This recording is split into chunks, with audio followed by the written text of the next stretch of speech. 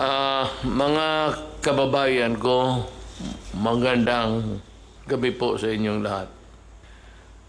Nandito po kami para ipaalam sa inyo yung mga palisiya na dapat nating sundin at direksyon natin kung saan tayo patungon. Lahat na ito po ay ginagawa namin, believe me, because the interest of the nation calls for it, demands for it actually. I have to be productive as president. And in order to do that, I have to go around and look for myself the situation all throughout the country. That is the job of the president, seeing to it that the republic is well guarded and the welfare of the people is the highest concern. Itong klase po, nandito si Secretary Briones. She will tell us what is her policy and what are her plans for the studentry, mga estudyante. She's here to explain to you, and maybe isali ko na yung deadline ng tuition. Yung tuition ho sana, I hope that you'd allow a staggered payment or installments lang po sa mga eskwelahan. And for those who have really nothing to come up to sa bayaran, you have the land bank, and kindly listen to the rules, kasi itong land bank bubuksan namin and you can borrow money to finance the education of your children. Lahat ito, papunta ito sa talagang negative, meaning to say that we are hard-pressed in our finances, but we have to place the premium of education, so that this would be another round of expenses, but land bank is there to help you. And dito po ako interesado. I want the development of this endeavor of the land bank to help. Gusto kong malaman na matutupad talaga. So maybe I will require a report every day of how it goes, how it would present itself to the public once it is available. And you know, the NCR will now be placed under the general community quarantine, or the JCQ, starting June 1. Davao City will remain JCQ rather. And the other areas under JCQ, ano itong ating task force,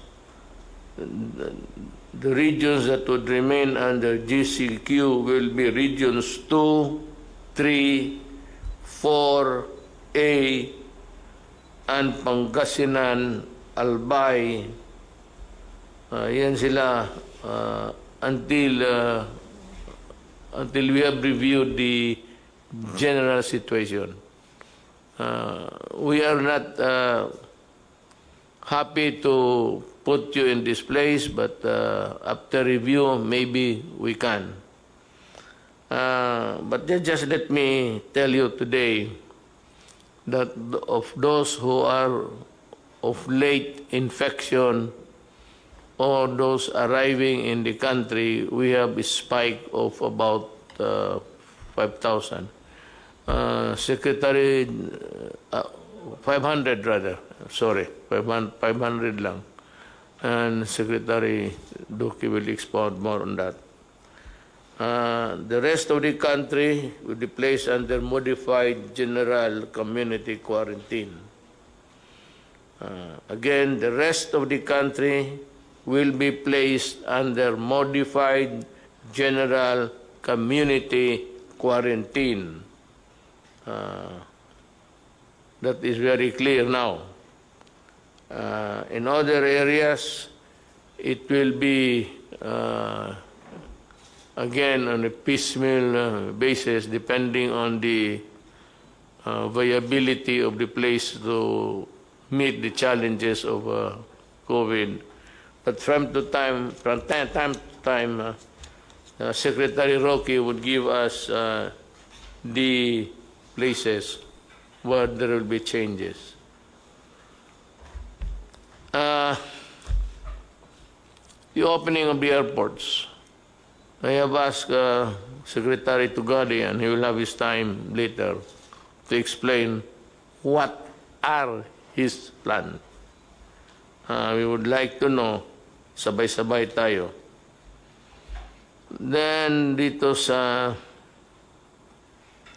assistance ng OFW, we are coordinating with every government agency to help them. Sana po hindi na ito maulit yung there was this stranded Filipinos not knowing where to go and when. And we decided immediately that they be returned to their home provinces. Nangyari po ito, halos sa kanila nakauwi na. But we are expecting the 300,000 something that Secretary Bellew has communicated to us. And that would be also a problem again. But this time, we should know what to do. It's a matter of calibrating every arrival and maybe sending immediately, if possible, the overseas workers coming in first. Unless, of course, they are detained because of they are sick of COVID. I mean, sick, talagang kailangan ng ospital.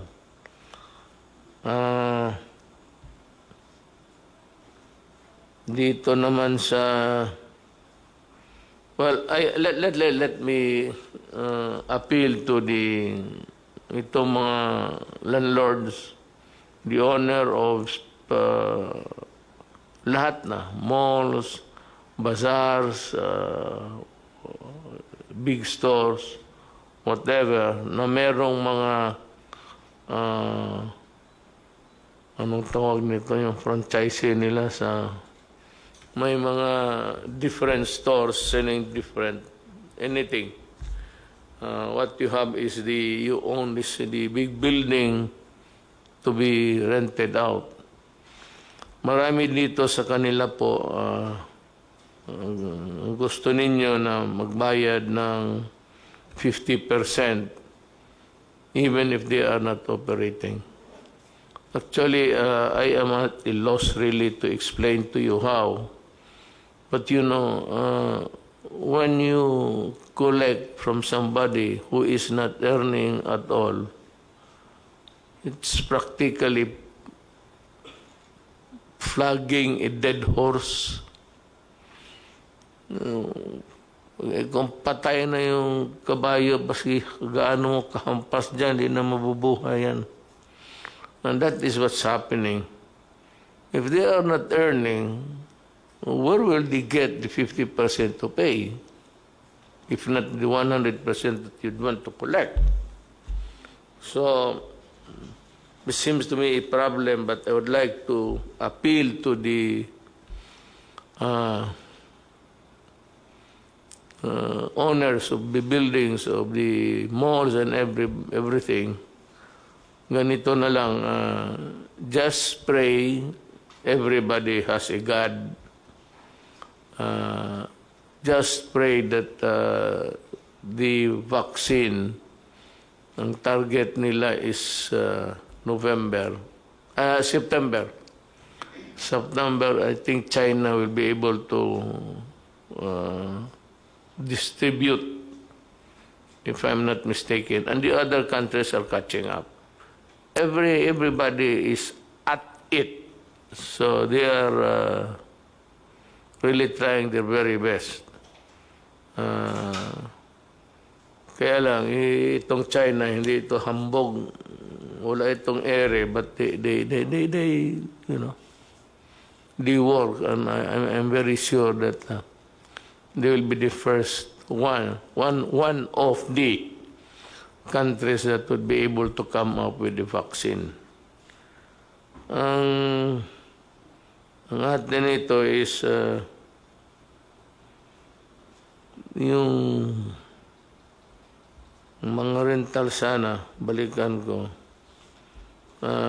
should be a matter that should be addressed by the DTI, and there can be some sort of an adjudication process to fix this problem. Ako naman nagikiusap, nagmakaawa, dahil nga talagang if you're not earning, how are you supposed to pay? So maawa naman tayo sa mga kababayan natin. Let us help one another. If it does not really spell bankruptcy sa inyo, tiisin na lang ninyo with nothing except your savings to tide you over. Baka sakali makatulong yung appeal ng gobyerno. Remember that the nation is still, the entire nation is still under quarantine. Let us move to the so-called new normal as we, let's see what develops ahead. Okay, kung mayroon lang bukas, I will be the first to announce. But alam mo, remember, the COVID microbes are still in the air that you breathe, that you pass on to your fellow men if you are not ready or willing to wear the mask. It is precisely, this is the protection, not for you if you do not want it, but for the protection of the other guy. And that is why the state has every right to control your movement if you pass on a contagion to the other to the population.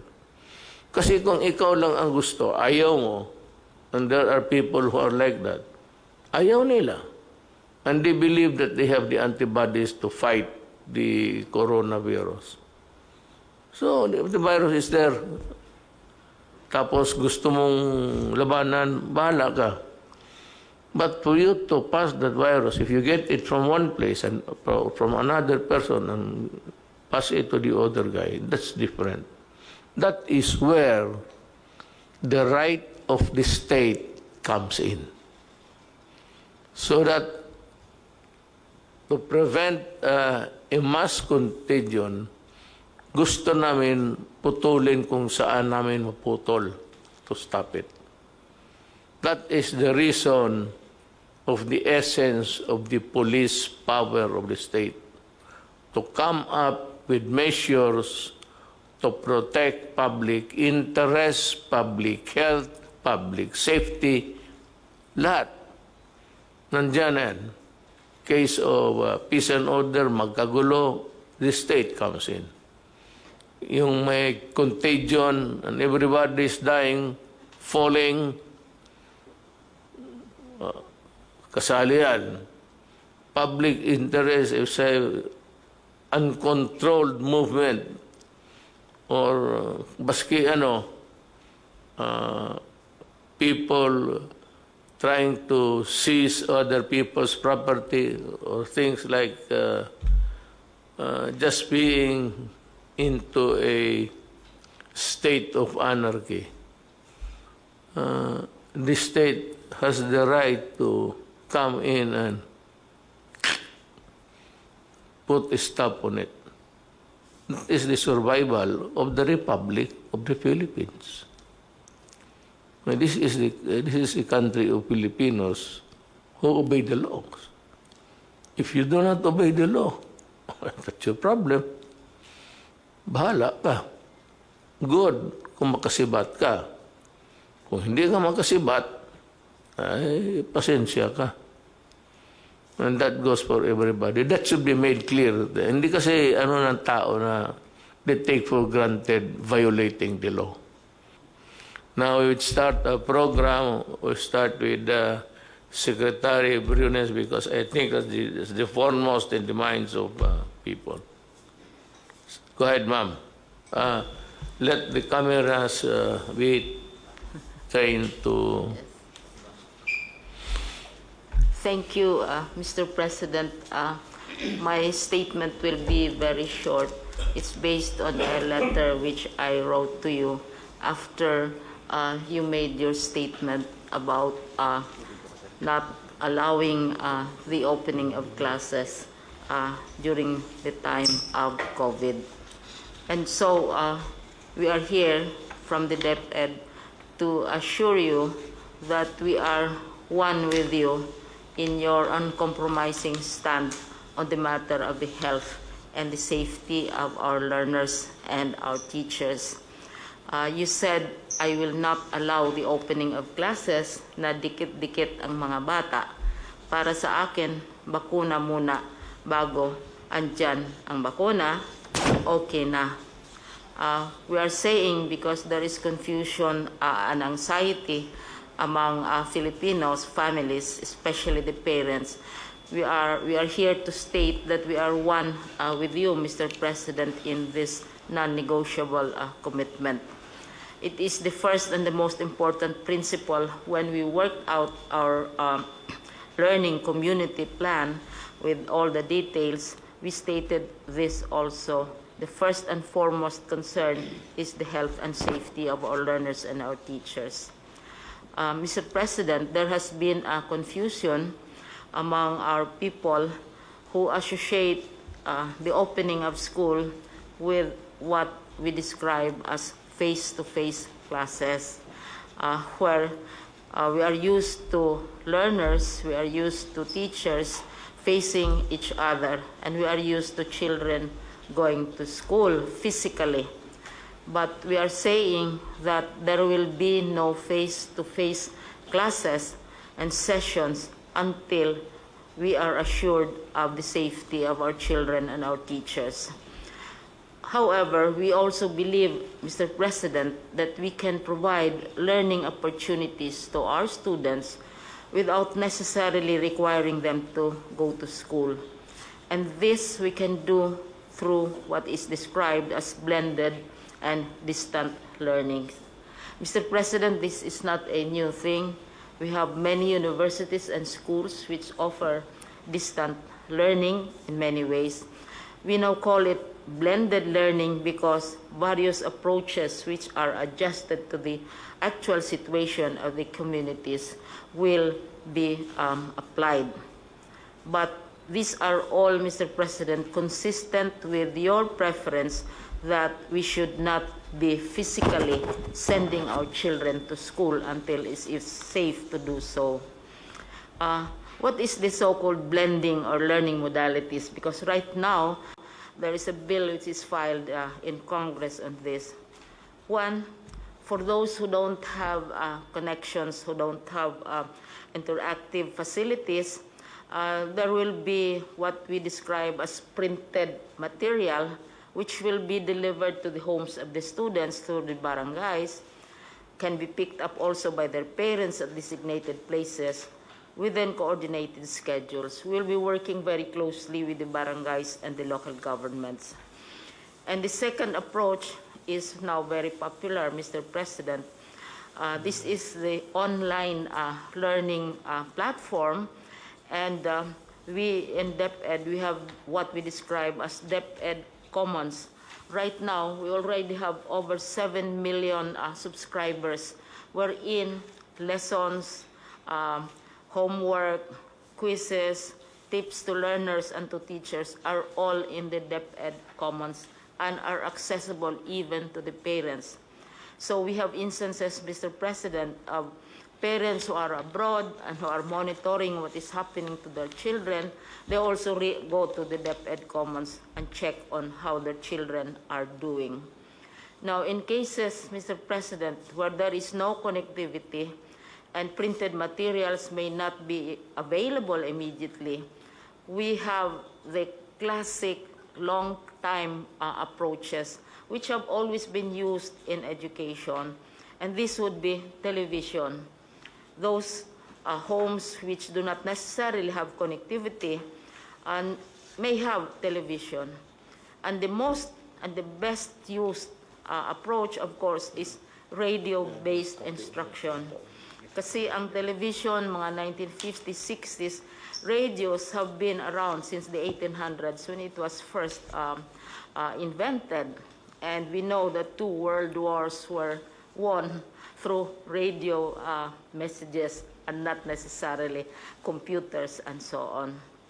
So yung printed modules, Mr. President, we have a description of what it entails. And then also, on the matter of online, ito yung popular talaga, it's gaining popularity, online distance learning with already 7 million subscribers. And we assume here that they have access to internet. And one worry is, how about the students and the teachers? Do they have access to laptops? We made a survey, Mr. President, of teachers, more than about 788,000 of them, to find out whether they have laptops or desktops in their homes. More than 80%, nearly 700,000 have laptops or desktops in their homes, because teachers acquire these for various uses. They have family members abroad or friends, etc., etc. So this is a very, very popular mechanism for dispensing education. Now, for those who don't have access to interconnectivity, then we have television. Right now, Mr. President, 15% of television time, this is provided by law, should be dedicated to programs designed for children. So there are already existing educational programs on television stations. What we need to do is to utilize these programs to transmit our curricula. And we are working out how to do this. For example, Mr. President, PCOO is volunteering its TV facilities and also IBC 13, which is radio, for the utilization of lessons through radio and television. Radio and television for those who don't have access to a computer. Now, radio-based instruction is quite popular, Mr. President, because right now, municipalities are volunteering. Usually, municipalities have their radio stations. Cities have radio stations. There are local radio stations, and big networks also have radio stations. And many of them have lessons, which yung tawag nyon is schools of the air. Mayroong mga religious groups, they give lessons in agriculture, lessons in whatever sciences over the air, because alam nila not everybody has access to television or to online computers. So ito yung pinaka ancient, pinakamatandang paraan for teaching as an alternative to face-to-face. Now, Mr. President, what we are doing in the regions is, the regions are different from each other. Some regions have many islands, some regions have many mountains, some regions have interconnectivity, and so on and so forth.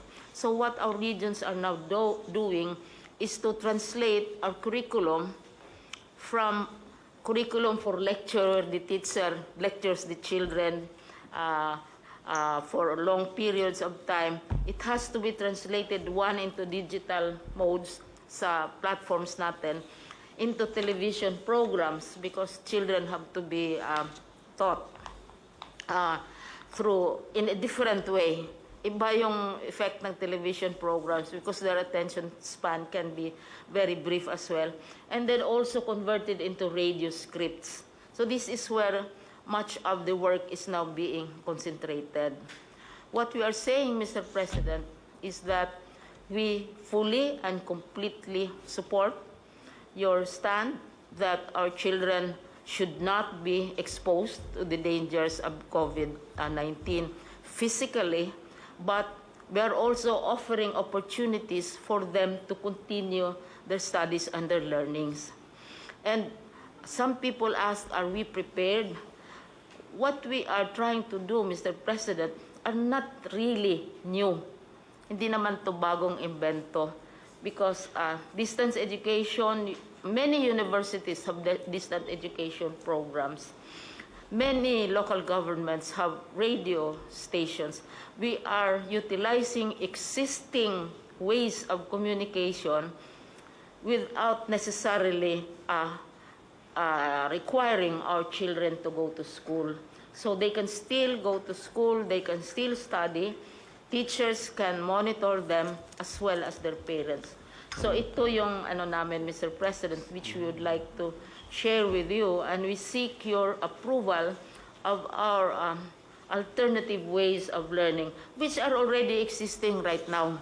And these are being done by many schools, but this time, mas malaki ang emphasis because we are now shifting to less physical, face-to-face classes. But education will continue, Mr. President. Thank you. I'm impressed with the simplicity of the program, and I believe that all that you have said is really feasible. Radio, walang television, and all of these things. I believe we have a very workable program, and I support you. Thank you. And should you require any help from any of the departments, feel free to communicate with them. If it's a question of funding, I will, so to speak, scrape the bottom of the barrel. Just to, well, kung wala na tayong pera, edukaran lang natin sa edukasyon sa mga bata. We will have to forgo many things along the way because of what happened. But education, I think, if it is compromised, it should be negligible, so that it should go on, because the future of this country depends on how we educate our young people nowadays. I agree with you in this program. I support you. And if there's anything that we can do, the ALG and or whatever, we will Thank you very much, Mr. President. endeavor to help you. Thank you. So, with that, we're through with education. I would just like to announce to the public, as of today, we have a total number of COVID cases of 15,588. Now, the recoveries, 92 new ones, with a total of something like 3,598 to date. Ang patay po is 921. So you would see that Philippines has ratio and proportion vis-a-vis with the population. We have a low rate of mortality here in this country. The total active cases is 11,069. So, ang NCR is top-notcher, which is 330 or 61%. Then we have Region 7, 55, others 99, mga repatriate. Yung dati na dala dito, 55. All in all, para sa akin, hindi naman masama ito.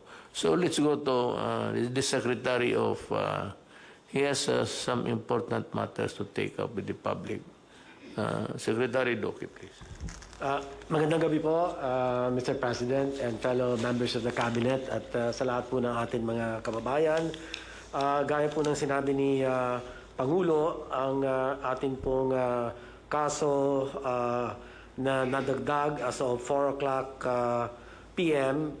Today, May 28, 539 at 330 galing po sa NCR, 55 naman galing sa Central Visayas at 99 mula sa ibang mga rehiyon at 55 na mga repatriates na ito po yung kasama sa mga lumalaking bilang ng ating po mga OFWs na isinasa ilalim po natin sa RT-PCR testing. At karamihan po sa atin mga kaso ay masasabi natin pong mga local. Ang total number of cases po natin ngayon ay 15,588 at kumpara po sa nakaraan araw ay ang trend ng bilang ng mga kaso ay tumaas, ngunit dahil po ito sa patuloy din na pagtaas ng bilang ng mga kasong ating pong nababalidate. Ngayon, ibig ko rin pong bigyan diin na ang DOH po, ang ating missions na mga iba't ibang mga laboratories, pero yung mga ibang mga laboratories ay late pa rin sa pagsumiti nila ng kanilang Excel sheets. Yung iba naman po ay patuloy ang manual validation process at yung mga ibang ibig kong bigyan na pansin ang mga laboratorio na nag-automate na po ng kanilang mga sistema. So mabilis po ang pagsumite ng kanila pong mga laboratory results.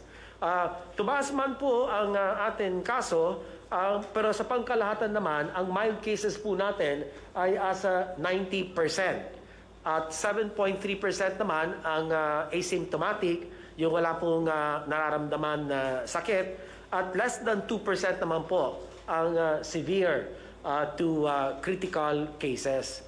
At ibig ko rin pong bigyan din na sa kasalukuyan po ang ating health systems capacity ay sapat. In fact, we have around mga 60+% reserve capacity in terms of available mechanical ventilators, available intensive care units, and also our isolation beds. Ano po? So, meron pong tayong 92 na bilang ng ating mga kababayan na nadagdag sa mga nakarecover. Kaya sa kabuuan, ito po ay umabot na ng almost mga 3,600 recoveries. Kasama po sa mga nakaka-recover ay ang mga pasyenteng na-confine at mga pasyenteng may mga positive, mild and symptomatic cases na na-recover mula sa kanilang self-isolation at home quarantine. Ngunit malungkot po kami na meron po tayong mga 17 na mga kababayan na dagdag sa bilang ng atin mga pumanaw dahil po sa sakit na COVID-19. At kami po ay nakikiramay sa mga pamilya na ulila bunsod po ng pagpanaw ng atin pong 17 mga kababayan. Yun lang po, Mr. President, ang akin update po. Maraming salamat, sir. Thank you, Secretary Duque, for that report. I hope that the public is able to grasp the whole of the dimensions na binigay ni Secretary Duque for your information. I would like to call on Secretary Tugadi if he has something to say about the airports and other, not only the airports, but other means of transportation under your department. Yes, Mr. Mayor, magandang gabi po. Let me predicate what I'm going to say and present by saying that while the mandate of the Department of Transportation and Kagawaran ng Transportasyon is to provide transportation, mobility, and convenience amongst its population, it is now also vested with the responsibility that the Department of Transportation must help in preventing the spread of the coronavirus. This having been said, the approach of the Department of Transportation is partial, gradual and calculated, and more importantly, by phases. Kaya nga ba't kung ang tatanungin, ano yung gagawin ng Department of Transportation in transitioning from MECQ to GCQ? Allow me to state and addressing immediately the query of the Mayor in saying ano mangyayari sa mga paliparan sa mga airport. Ganito po yung polisiya na gusto naming mangyari sa paliparan at airport. Una po, ngayon ho concentrated yung international landing and takeoff doon po sa NAIA 1, Terminal 1, 2, 3, and 4. Ang gagawin po namin once we transition from MECQ to GCQ is to expand the international aviation gateways to include Clark, Cebu, and Davao. Mahalaga hong sasabihin namin na as we expand the international gateways, aviation gateways, kaakibat ho nito yung plano namin magtayo ng mga test laboratories. Meron na hong matatapos na laboratory testing sa Clark, meron na hong matatapos sa Cebu. Ito po, pag nagawa ito, mahalaga ho ito. Kasi kung darating ho yung mga pasahero from international sa mga primary gateways na ito, kailangan ho yung testing facilities nandoon.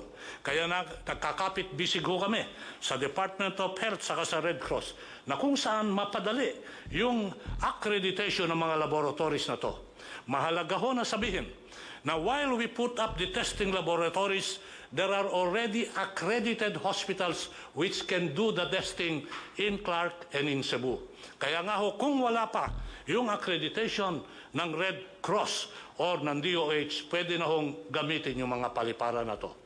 Hangarin po namin na kung sa pag-umpisa ng transition from MCQ to GCQ, hangarin po namin na every 1 or 2 weeks, dagdagan yung international gateways para mapasama yung Zamboanga, Iloilo, Bacolod, and Bohol.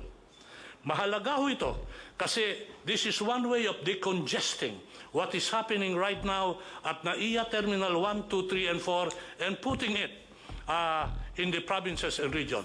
Bear in mind that we are an archipelago and therefore it is imperative that we spread the aviation centrum of operations to other parts of the country, other parts of the region.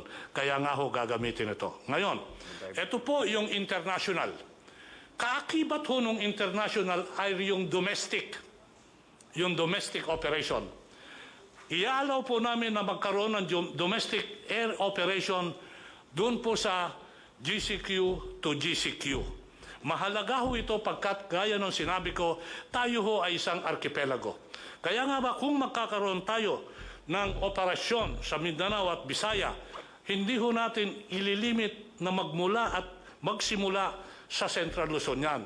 Meron na hong Visayas and Mindanao. And we will start what I call, Mr. President, Mayor, Sir, yung tinatawag namin na Hub and Spoke Operation.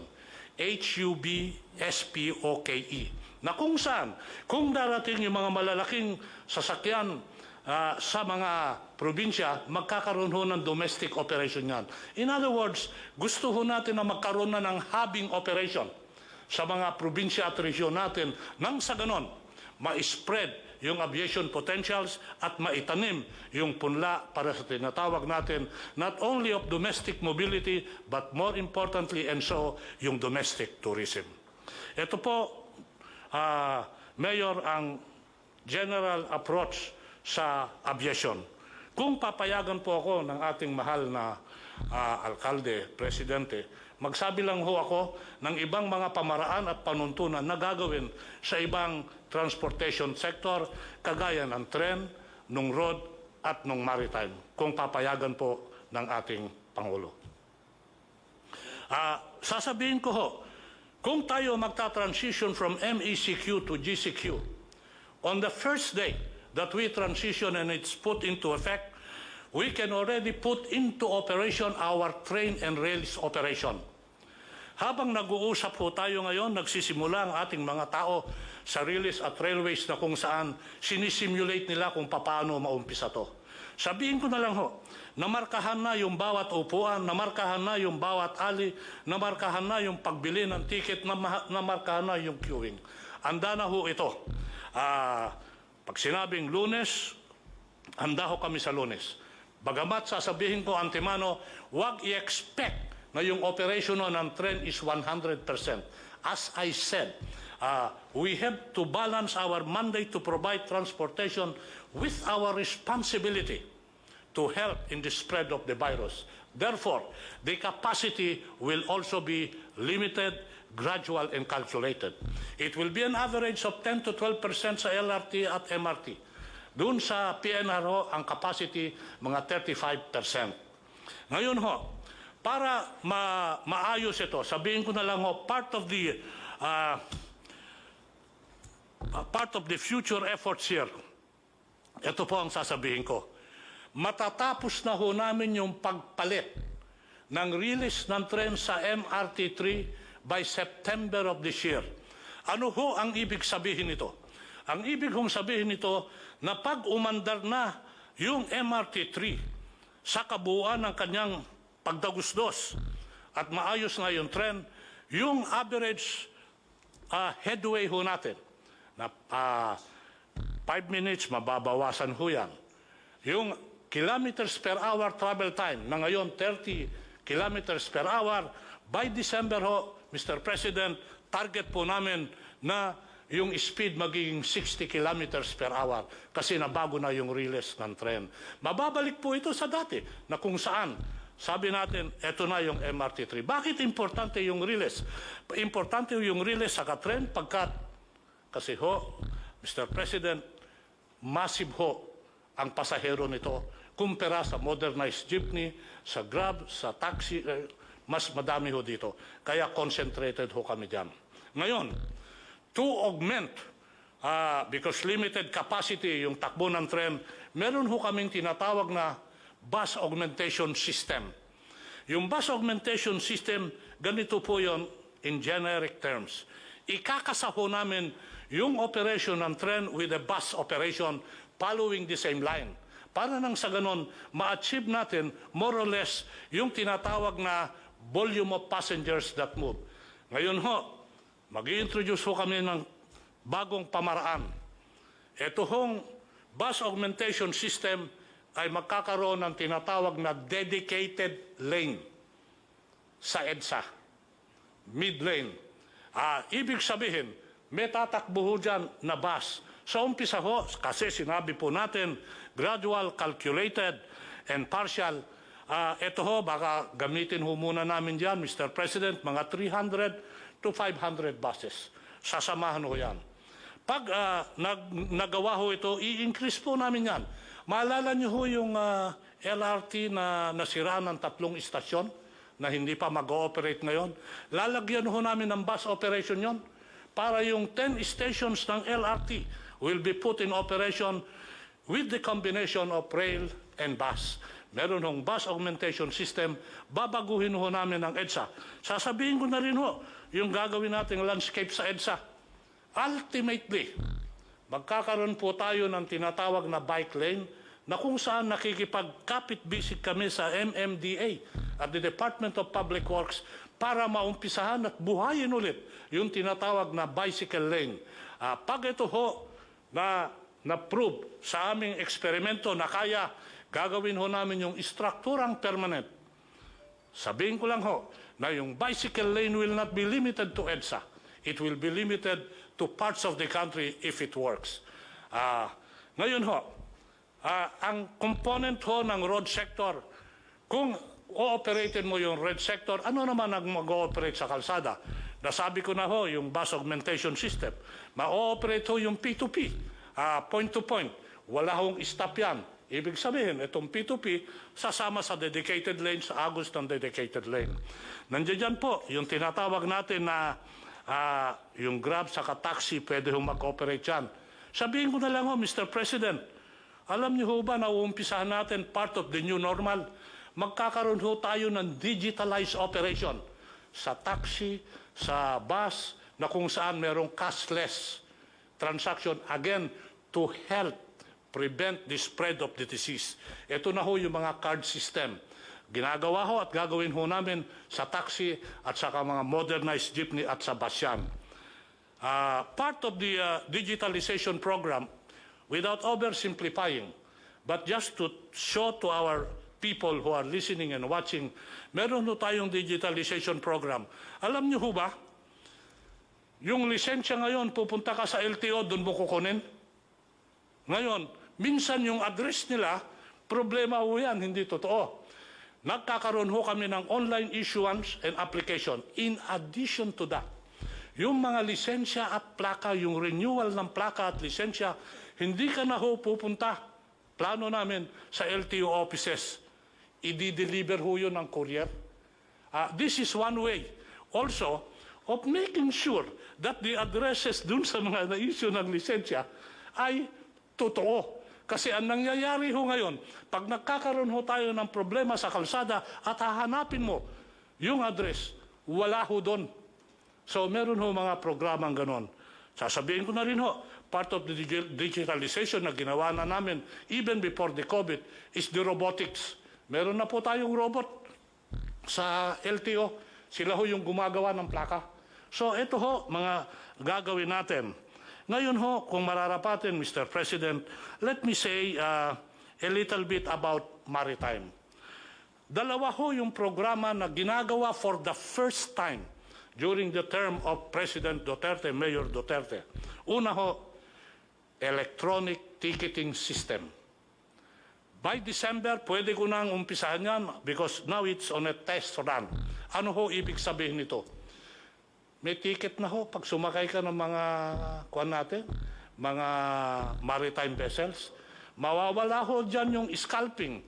Mawawala rin ho dyan yung overloading kasi ticketed na.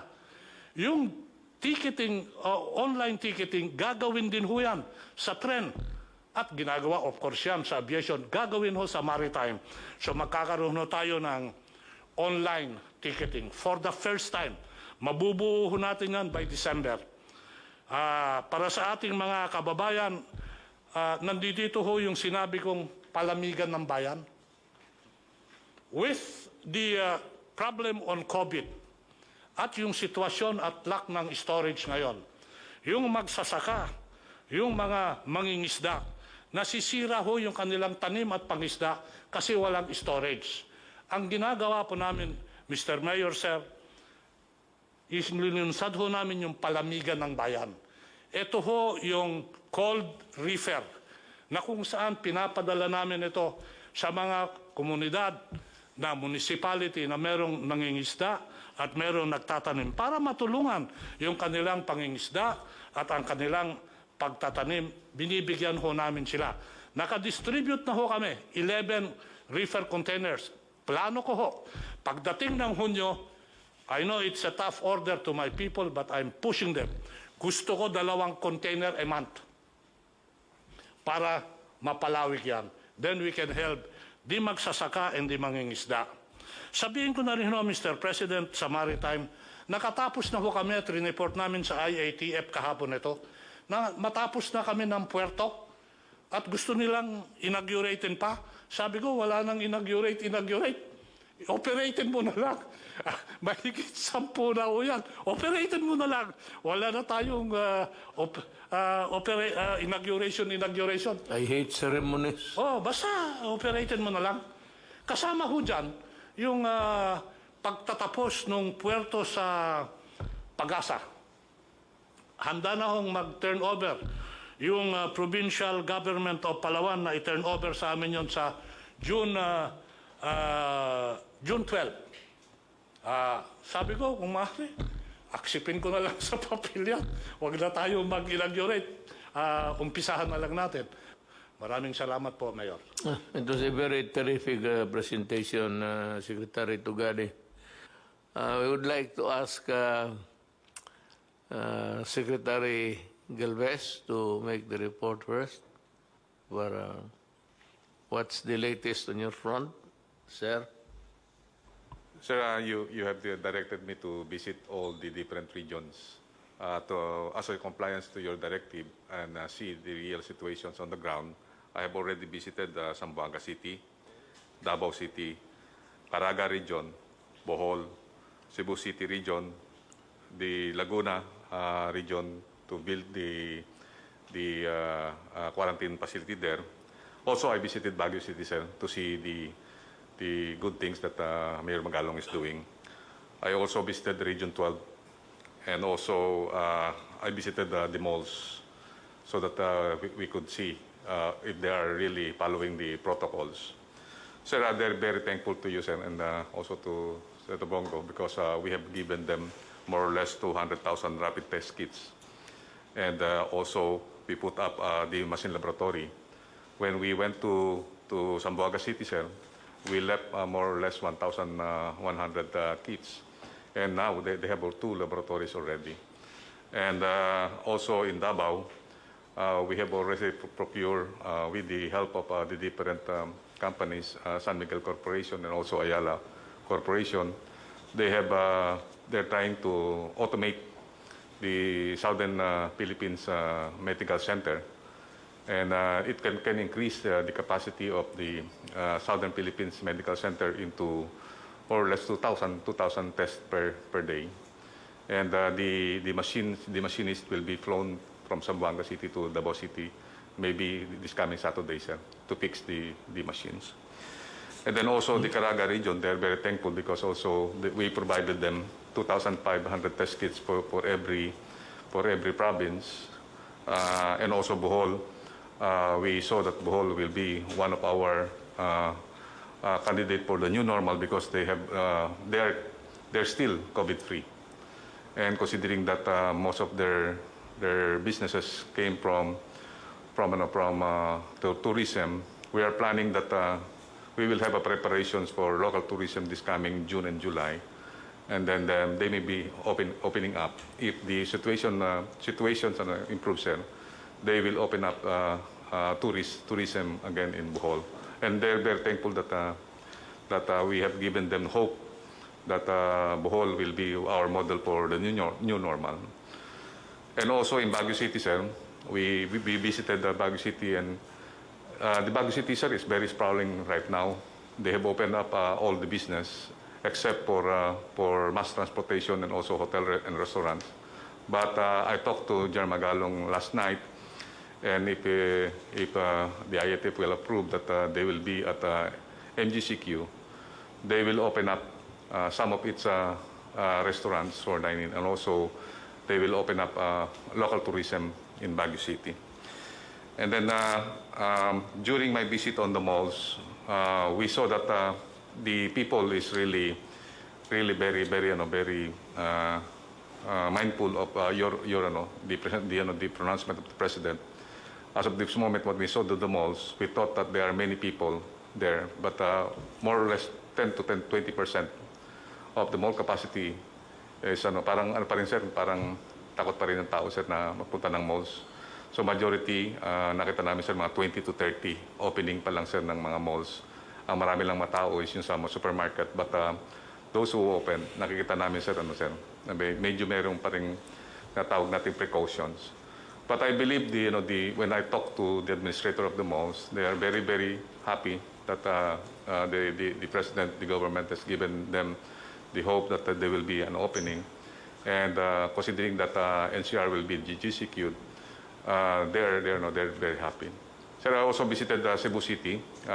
We met with Secretary Dino, and they are doing good. Though the figures that we saw is medyo tumataas po yung kanilang kailang cases. But we saw that it is in Cebu that they conducted expanded testing. They conducted 32,000 testing and with the rapid test, and also more or less 16 to 20,000 PCR tests. And they say that they are prepared for the GCQ, considering that when we met all the businessmen there, and they're very happy that we visited them, and they are preparing for the opening of business because they already lost a lot in during the CQ.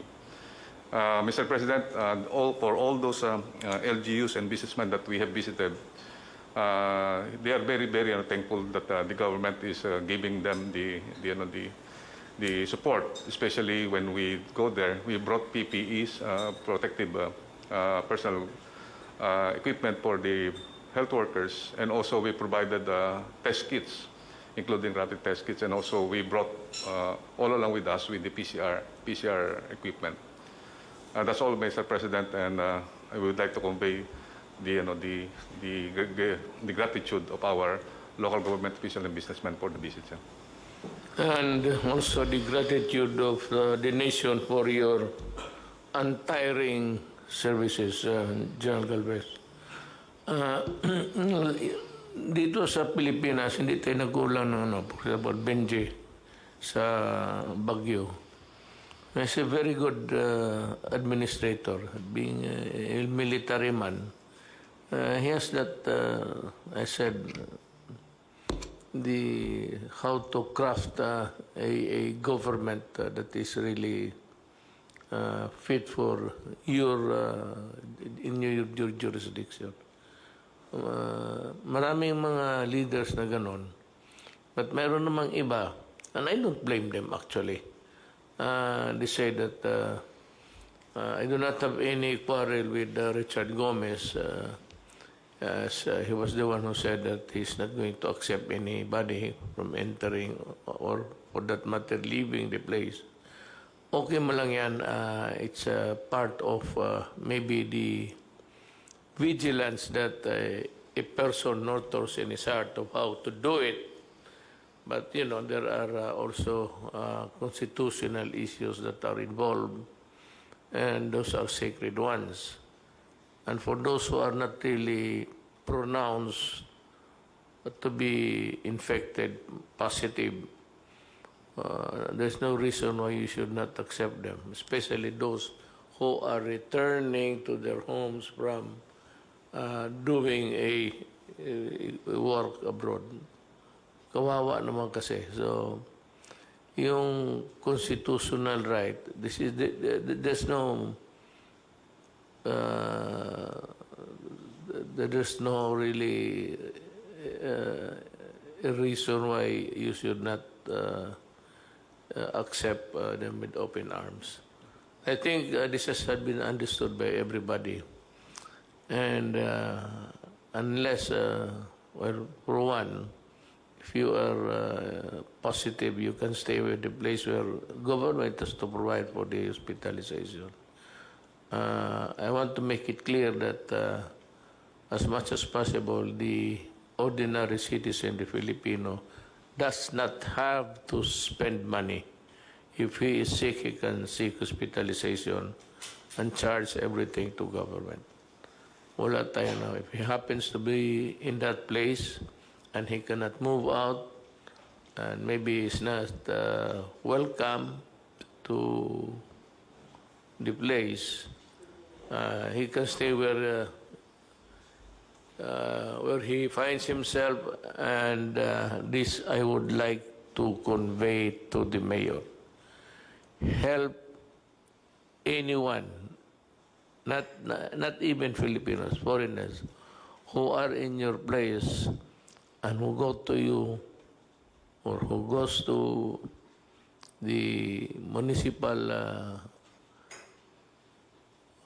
building, the seat of governance of your municipality to seek help. You should expedite the hospitalization. Tulungan ninyo yung mga Pilipino. Total, I will pay for the expenses. Walang problema yan. You just sign a whatever document there, I will pay for the hospitalization of any Filipino who finds himself in a strange place and he has nowhere to go. That is really an order of the national government to the local governments. Help, do not deny, and you must expedite the hospitalization until he is cured. No problem about payment, I will pay. Just bill me, and I will pay. Now, we'd like to hear sa ating next speaker, I'd like to ask General Anyo to... Maraming salamat po, Mr. President. First of all, kung merong isang positive po na nadala ang COVID crisis na to ay sa larangan ng peace and order. Mula po nung panahon bago mag-lockdown, mula January 5 hanggang March 16, 11,004 criminal cases po ang lumitaw or crimes. Pero mula po nung nag-lockdown tayo from March 17 to May 27, bumaba po yung ating crimes ng 4,479. 60% po ang naibaba sa tinatawag nating mga crimes, sa 8 focus crimes. So ito po ay magandang development sa larangan ng peace and order. Pati rin po sa Bureau of Fire Protection, ang ulat nila, kung ikukumpara po yung period mula January hanggang May, sa period po ngayong 2020, from 11,236 fire incidents, bumaba po ng 10,698, 5% po. At sa mga namatay sa sunog, from 283 to 162, 43% down din po ang ating mga casualties mula sa fire. At sa ating mga violators naman po ng quarantine, 184,000 po, 467 ang nakaroon ng mga violations at 54% po ay naaresto. Ang iba naman dito, katulad ng 9% ay binigyan lang ng warning at ang 37% naman ay pinagmulta. Tuloy-tuloy rin po ang pagbamatay natin sa lahat ng peace and order. Sa atin po namang repatriation ng OFWs, ang lahat po ng ating LGUs ay tumatanggap na po ng mga OFWs katulad po ng inyong instruction. Kung noong una po ay merong alanganin sapagkat hindi sila sigurado kung ito ay pwede pang makapanghawa, so nagkaroon po kami ng kasunduan sa lahat ng LGUs, mayors at governors na lahat po ito ay tatanggapin at pwede na lang sila mag-impose ng additional home quarantine. At kung talagang ang bahay ay masikip, pwede po sa isolation facilities sa mga barangays para abot tanaw na rin yung ating mga OFWs ng kanilang mga pamilya. So sa inyo pong kautusan ay matatapos po natin hanggang Sabado na maiuwi lahat. Ang natitira na lamang po ay 11,889 pero ang karamihan po ito ay nakabook na yung kanilang mga biyahe hanggang Sabado. At ang naiwan na lang ay 6,468 na kaya po nating matapos ito hanggang weekend. Sa atin pong pagbabago mula MEGCQ papuntang GCQ areas at iba naman pong LGUs ay magiging MGCQ, handang-handa na rin po yung ating mga LGUs sa pagpapatupad kasama yung ating mga kapulisan. Magkakaroon din po kami ng mga pagbabago katulad ng modified checkpoints ang ating patutupad. Meron po tayong mga mobile at spot checkpoints at ito ay nandito sa mga strategic location para hindi magkabuhol-buhol ang trapiko. At magiging mahigpit pa rin tayo sa mga provincial borders. Within the province po ay hindi na kailangan yung ini-issue ng mga barangay quarantine pass. Travel pass na lang po para sa pagdaan niya from one province to another o kaya ay from one region to another, ay makikita po natin na may kabuluhan talaga ang nagbibiyahe at hindi siya nagbibiyahe lang para sa leisure lang. Patuloy din po yung pag-inspection natin kasama ang DTI at DOLE sa iba't ibang mga business establishment, para masigurado na ipinatutupad yung ating tinatawag na minimum health standards, lalong-lalo na po yung pagsusuot ng face mask, yung physical distancing, at yung pagsunod po na may limit ang kapasidad sa pagtanggap ng mga customer sa loob ng mga shop at mga mall. Sa atin naman pong SAP distribution, nakahanda na rin po tayo sa second tranche at iniintay lang po natin ang pagbaba ng mga pondo galing sa DSWD sapagkat ang gagamitin nila ngayon ay automated payment. Base po sa mga SAC form na na-submit noong unang first tranche, mas mabilis po ito sapagkat mga pag-automated payment na iwasan na rin yung pagkukumpul-kumpulan at doon sa lugar na malalayo naman po ay manual pa rin pero katulong na po ang Armed Forces at saka Philippine National Police. Yung 5 milyong additional po ay kinukumpleto natin yung mga pangalan. Sa ngayon po ay nasa 3,818,608 names na po yung nakukuha natin at ito yung mga priority na makatanggap sa second tranche. So handang-handa po ang ating LGUs at ang ating mga kapulisan para sa pagpapatupad ng bagong inyong idineklara na mga classification. Bilang tulong din po sa ating DOTR, yung binanggit po ni Secretary Tugade, na gusto natin na ang bicycle po ang maging isang pangunahing pamamaraan ng transportasyon. Kaya nagpababa rin po ako ng memo sa ating mga LGUs na yung lahat ng mga major thoroughfares ay magdugtong-dugtong, magkaroon ng bicycle lanes para ito po ay ating ikampanya na gamitin ng ating mga kababayan bilang pangunahing transportasyon, lalo na kung malalapit lang naman yung mga opisinang pinapasokan at mga lugar na pinupuntahan.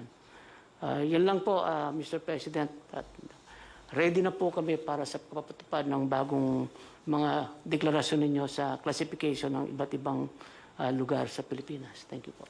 Yes, thank you, General Anyo. Alam niyo, if you heard him correctly, I was talking about enforcement and the role of the police.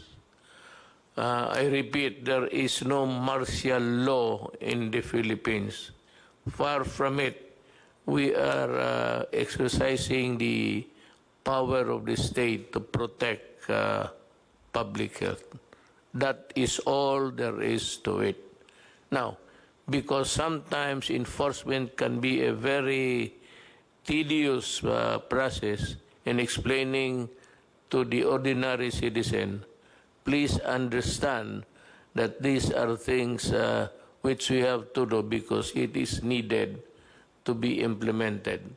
Yun lang po, huwag kayong matakot that there will be no arrest, detention or anything. It's purely, if at all, if there's any intervention or interdiction done by the law enforcement agencies. Pati yung military, the role is just to implement the law. They are called upon to assist the civil government. Yan lang ang trabaho na. At makita ninyo, we are progressing at a very fast rate because we were able to put in place the rules to be followed when COVID came in like a storm from the outside. Now, for our last speaker, I'd like to just give the floor to General Lorenzana. Maraming salamat, Ginoong Presidente.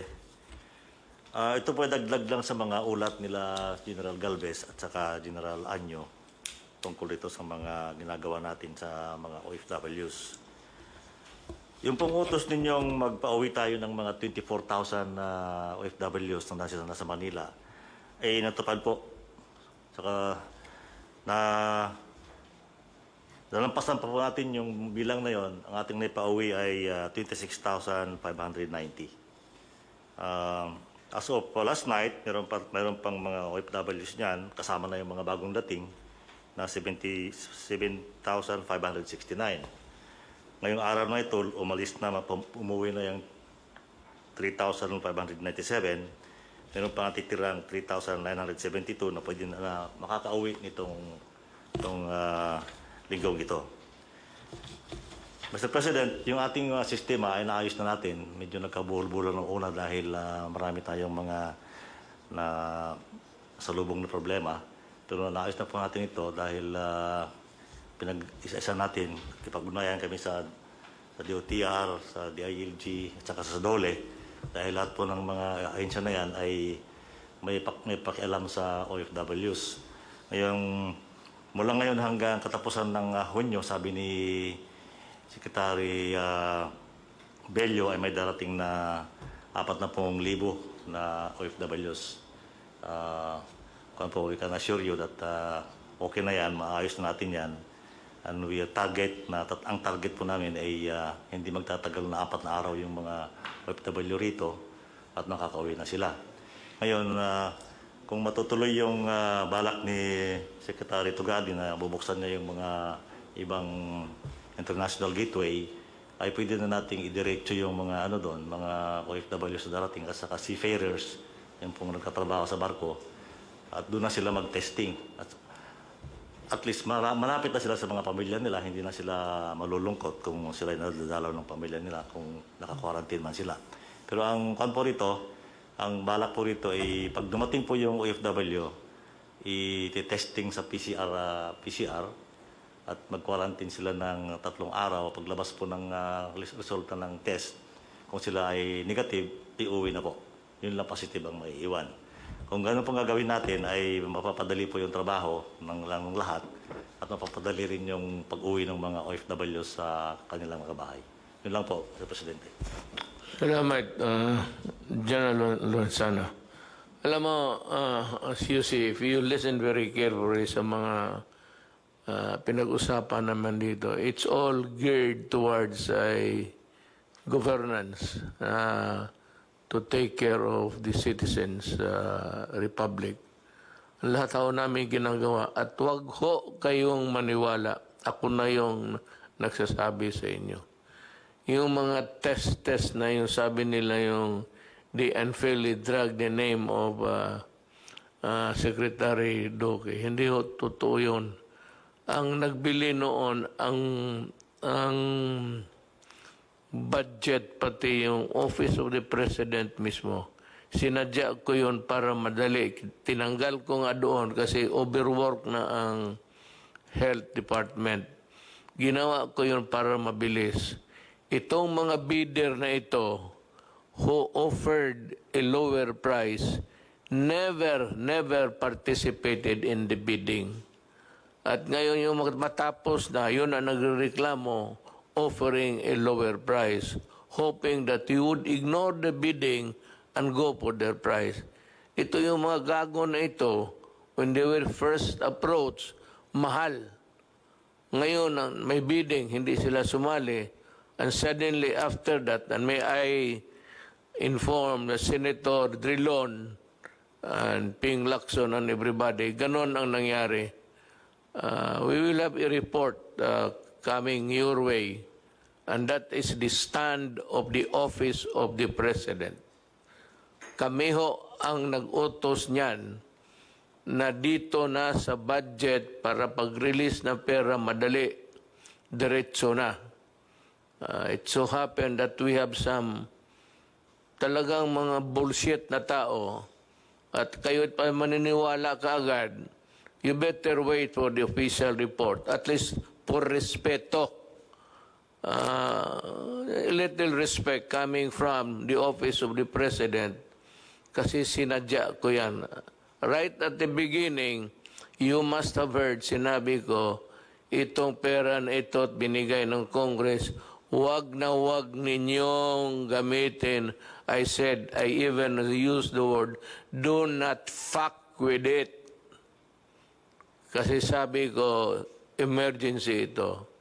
Itong mga bidding, for as long as we are in a democracy, at sinasabi ko na nga ho sa inyo, tanggalin ninyo yung lowest bid.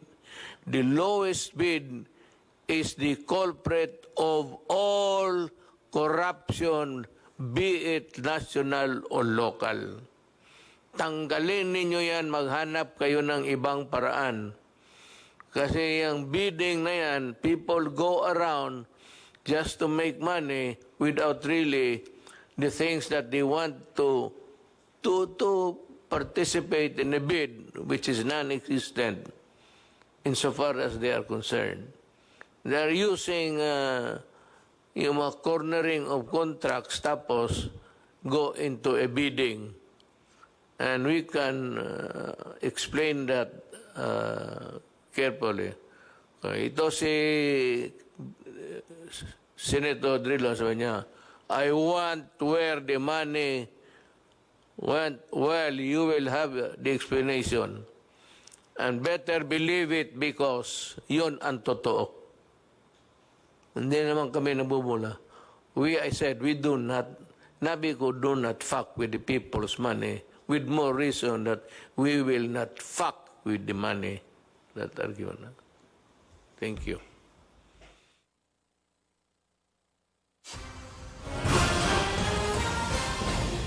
At yan po ang naging press briefing ng Pangulo kaugnay sa COVID-19.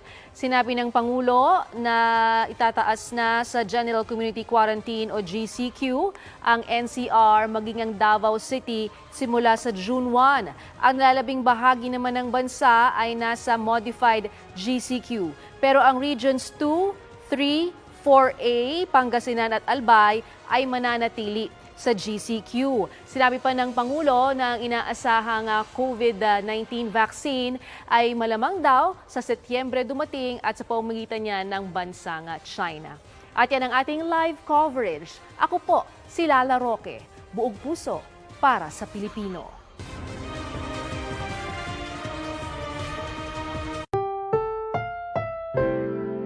Ang programang ito ay rated SPG. Striktong patnubay at gabay ng magulang ang kailangan. Maaaring may masiselang tema, lengguwahe, karahasan, sexual, horror o droga na hindi angkop sa mga bata.